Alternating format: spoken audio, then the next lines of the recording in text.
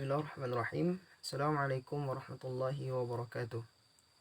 Hamdan wa syukranillah, summa salatu wassalamu ala rasulillah wa ala alihi wa ashabihi wa man tabi'a risalatah, amma ba'd.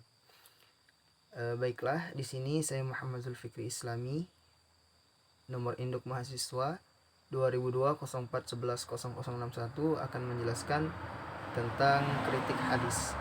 Baiklah, untuk yang pertama adalah pengertian dari kritik hadis, atau yang dikenal juga dengan naqad al-hadis, adalah suatu ilmu yang membahas pokok-pokok atau kaedah-kaedah untuk mengetahui keadaan sanad dan matan hadis, sehingga suatu hadis dapat diketahui sahih atau tidaknya, ataupun suatu hadis itu bisa diterima atau juga ditolak.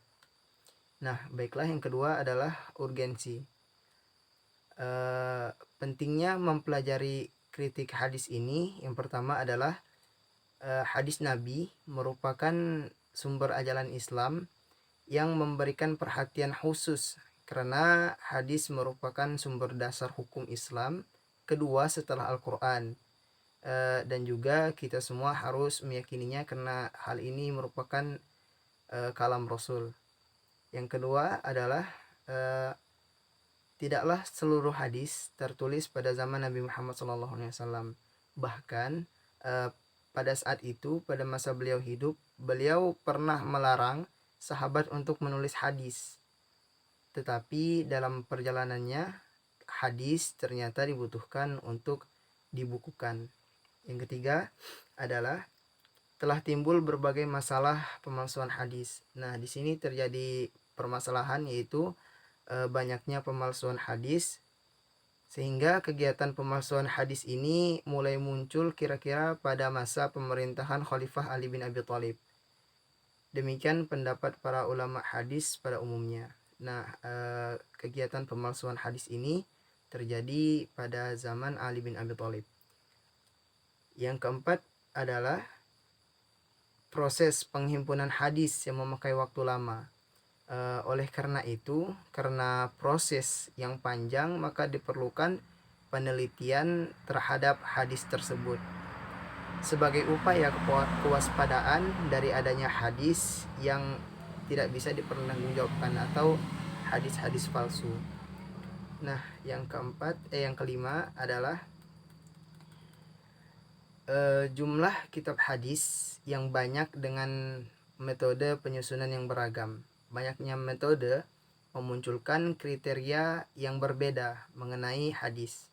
Terkadang kitab-kitab hadis hanya mengumpulkan atau menghimpun hadis, maka hal ini perlu diteliti lebih lanjut, karena kitab-kitab hadis tersebut hanya menghimpun hadis dan kita belum tahu apakah itu hadis sahih atau hadis dhaif. Maka dibutuhkan kritik hadis, yaitu peninjauan terhadap sanad dan matan dari hadis yang terdapat pada kitab tersebut. Dan yang keenam adalah telah terjadi periwayatan hadis secara makna.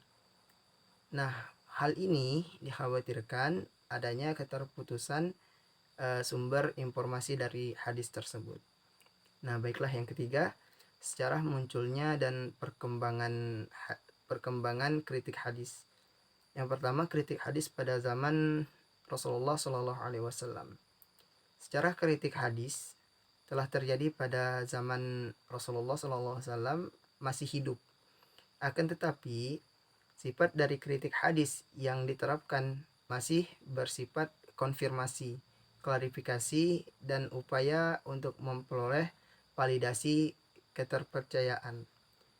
Kritik bersifat konfirmasi, yaitu upaya untuk menjaga kebenaran dan keabsahan berita. Nah, yang kedua adalah kritik hadis pada masa sahabat.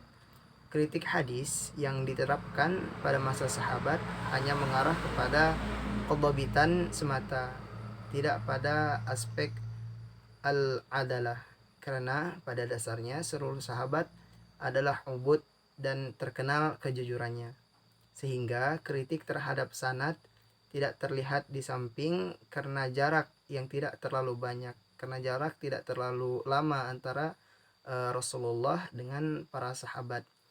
Tradisi kritik yang diterapkan pada masa sahabat ini yaitu dengan cara saling menegur dan mengingatkan, yaitu memperbaiki kesalahan ketika mendengar pemberitaan yang menunjukkan bias informasi, dan sahabat yang lebih tahu langsung menanggapi dan meluruskannya. Nah, pada masa sahabat ini hanya dilakukan dengan cara saling menegur antara satu sahabat dengan sahabat yang lain.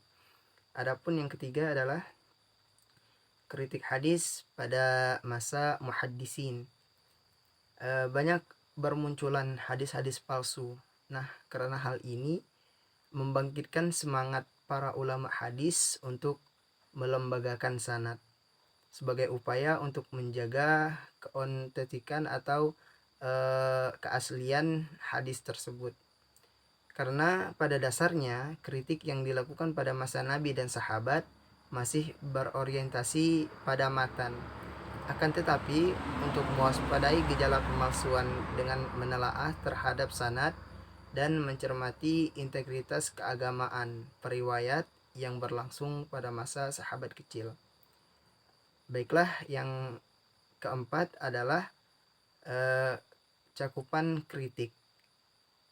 Adapun cakupan kritik hadis ini mencakup kritik terhadap sanad hadis dan juga matan hadis, karena dua hal ini menjadi tolak ukur dari kesohihan sebuah hadis.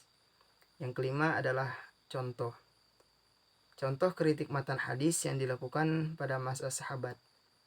Nah, dari Aisyah tak kala mendengar sebuah hadis yang disampaikan oleh Ibnu Abbas dari Umar, Rasulullah bersabda, "Innal maita li'izbahu bibakai ahlihi alaihi."